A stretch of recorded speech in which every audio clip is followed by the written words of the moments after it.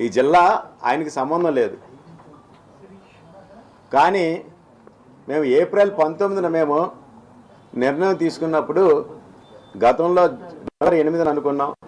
అప్పుడు కమిటీ వేసుకున్నాం. తర్వాత ఏమో 2-3 సార్లు చేసుకుని ఎగ్జిబిటర్ డిస్ట్రిబ్యూటర్ కలుపుకొని మనం మాట్లాడుకుని జూన్ 1 నుంచి థియేటర్లు సింగిల్ థియేటర్లు అది పర్సంటేజ్ విధానం చేయకపోతే మూసుకోవాల్సిన పరిస్థితి వస్తుంది. అలాగైతే నేను నడపగలం. చాలా నష్టాల్లో ఉన్నాం. ఈ నష్టాలు చేయాలంటే ఎందువల్లంటే పెద్ద సినిమాలు ఏమో రెంట్లు వేస్తున్నారు, చిన్న సినిమాలు పర్సంటేజ్ చేస్తున్నారు. మా ఆదలన్నీ చెప్పుకుని ఎప్పటి నుంచో వస్తున్నారు, 2-3 సంవత్సరాల నుంచి వస్తున్నారు.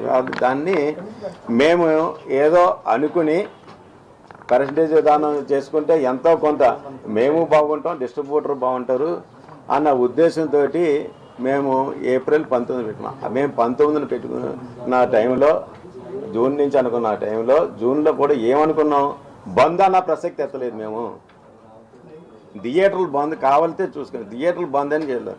మూసి అయితే అంటే వర్కౌట్ కాకపోతే ఎలాగ కోవిడ్ టైంలో మాకు అలవాటు అయిపోయింది థియేటర్లు మూసేయడం.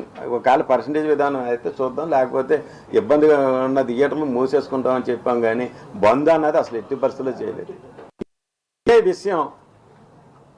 ఇదే విషయం నేను ఏప్రిల్ మే 13న ఒక జర్నలిస్ట్ అడిగిన ప్రశ్నలకి సుమారు గంట పావు జరిగింది. మా ఇద్దరికి సినిమాలకు సంబంధించిన కష్టసుఖాలన్నీ చెప్పుకుని అందులో ఆయన అడగడం అయితే జూన్ నుంచి మూసివేస్తారా అని అడగడం జరిగింది.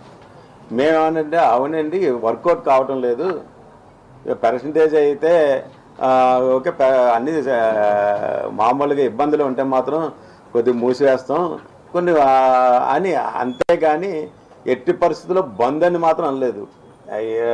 అది అసలు ఏంటంటే బంద్ అన్నది ఎలాగ అంటాం, ఆల్రెడీ 30వ తారీఖున అన్ని రన్నింగ్ సినిమాలు అన్నీ ఉంటాయి. థియేటర్ ఎలా బంద్ చేస్తాం?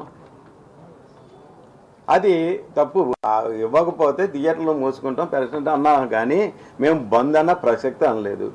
దాన్ని ఈ వీడియోలు ఉన్నాయి, ఇవి ఉన్నాయి, అవన్నీ చెప్తున్నారు.